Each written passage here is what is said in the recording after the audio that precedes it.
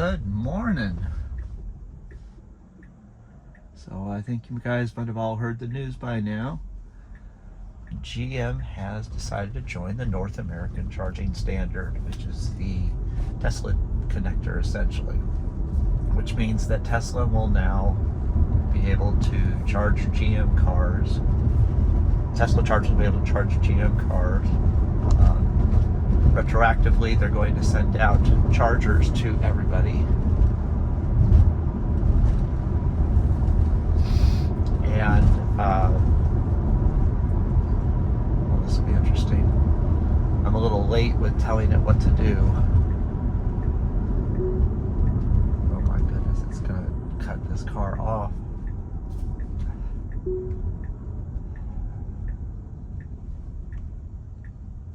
Oh boy, that was interesting.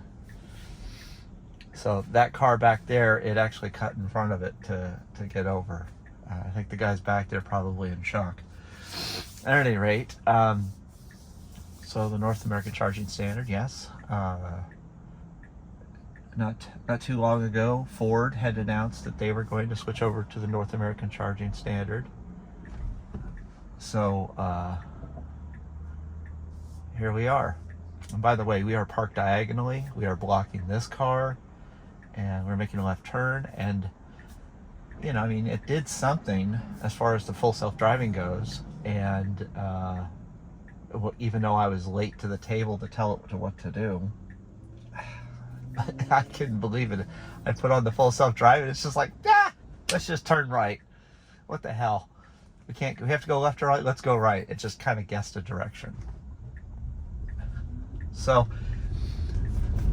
for all of you who haven't watched this format before, basically what we do is we sit here, we let the car drive itself around, and not necessarily around. This is part of my daily routine, and I sit here and entertain you with some of the subjects that I'm interested in while we watch how the car does it. Normally a lot of other people will basically speed up the video and take you from point to point, because this is more of a full self-driving, like what it really does feel like, versus just watching somebody go and scientifically try to study the full self-driving. So this is like just a daily, let's put it this way. I bought full self-driving. Now what do I do with it kind of videos. So moving back to our North American Charging Standard subject for this particular leg. I've heard some people talk about this, and they said, oh, well, EVgo, all those other guys, they're out of business. The older GMs and Fords that are electric won't work with the Tesla chargers. I don't have a video of it to show you right now, but about, I don't know, a year ago or something like that, last year I bought the Tesla CSS to Tesla charger that basically allows me to plug into any EVgo or any charging station and use, I don't know, 200, 300 kilowatt hours. You got to look at the actual specifications on the accessory side of Tesla to know what it is. But the whole point is that I can basically plug my Tesla into any charger, including Teslas. And I obviously have it just swerved around that guy who was spraying the bushes there. So anyway, I have this adapter that I bought from Tesla. At the time it was like $250, and it allows me to take my Tesla and plug it into any charger essentially. Tesla also came with a small, I don't know it's just a round charger essentially, and that works with all the level 2 chargers. So places that have charge points and free chargers, I can just plug into those and get my basically, I don't know what it was, like 5 miles per hour or 20 miles per hour charging speeds. In some cases those were free chargers. So basically for Tesla owners, we've been able to, with that adapter, charge anywhere. And for everybody else, you've only been able to charge at those other chargers, EVgo and whatever. And what Ford and GM have both announced and I do believe they said it was free, is all the existing EV owners will be sent out adapters for Tesla chargers. So that means that if you have a Mach-E that has the other standard on it, you will be getting from the manufacturer, from Ford, a charger that will, or an adapter that will allow you to plug into a Tesla. So it's like the Magic Dock that currently Tesla is starting to put onto its charging stations, which basically means that you can plug in any CSS car at a Tesla charger. They've only done that on a few of them, relatively speaking. But if you pull the cable out, it's a Tesla cable, you plug it in. If you go into the app, and you're registered as a non-Tesla car, and you unlock the thing, when you pull it out, the actual CSS adapter comes off with the device, and you plug it in. And Marquise Brown and a bunch of other people out of Spec EV, Dave's out of Spec Dave, and a few of the other people I've seen have basically tested it, and they say, yeah, it works great. State of charge did it too. The one problem that you have, and that you'll have no matter what, is the cable reaching the car charging port. So in a lot of cases, if it's not a Tesla with that back corner, if it's not a Tesla and the charging port isn't at the very back corner by the taillight, you are not going to optimally fit into a regular Tesla charging spot. My hope is that Tesla will, or when Ford and GM send out their adapters, that they will put some sort of a cable on it to extend the length of the adapter so that it'll work properly, so it'll properly connect to the car wherever it is, so that it can park properly in a Tesla spot, and not caught, because what they've shown with a lot of these other guys, and you can look at their videos on YouTube, is that essentially when you go to plug it in, the cable's too short, so they have to park the car funny, they have to pull it right up to the charger, or they're blocking 2 chargers, or in one case a guy drove and blocked across 3 chargers, so the chargers are like this, he's parked like that. So I'm hoping that GM and Ford will think about that when they send out their adapters.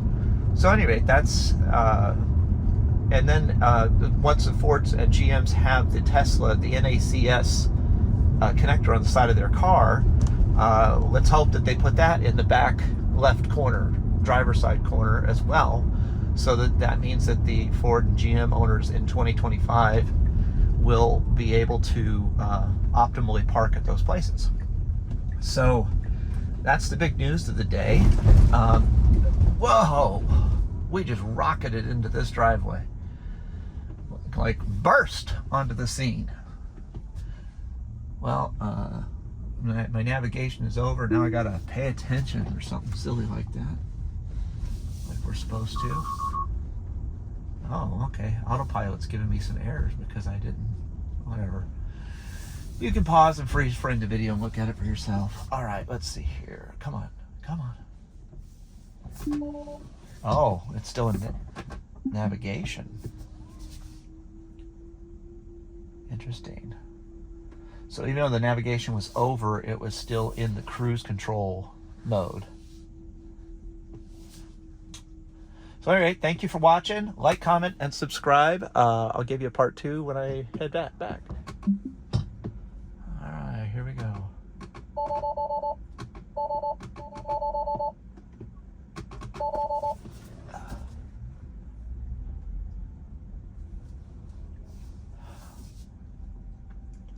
I don't feel like subjecting those people to me activating the autopilot, the full self-driving.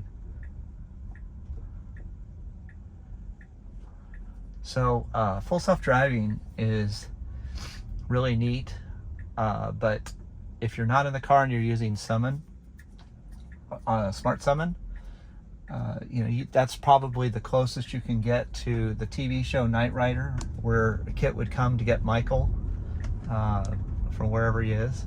I love that show as a kid, so it's always fun that I have basically my own Knight Rider car now, even though it isn't a Knight Rider. Retro Recipes or something like that. Whoa, we're punching it there. Lightspeed to Endor. Did a thing where he took his Model Y or his Model 3, I forget which, and he started to modify it to look like Knight Rider. He has the scanner in the front that goes back and forth. Well, I was walking through the parking lot one day, and I was summoning the car, and a guy looked at the car coming towards him, and I said, "You ever see the show Knight Rider?" He's like, "Yeah." And I'm like, "There you go." And he's like, "Oh, that's cool." And then I was thinking about it. Well, what if I had told him about, you ever seen the movie Christine? And for those of you who don't know what it is, it's a movie about a car that basically kills people, and every time it crashes into them and stuff, it heals itself. When Tesla gets to where the cars can heal their own dents, we have come to an amazing point. At any rate, joking aside. So right now, for instance, the car should have gone into the right alleyway there to make the right turn on red, but it decided to be safer and just block the people from making the right turn on red.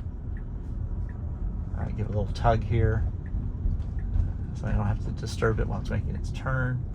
A little hesitation there going around the corner, but not bad. And we're off. So we're talking about the CSS, the fact that GM just announced that they're dropping the CSS, and Ford did that a while back, and we've already covered a lot of nuances to that.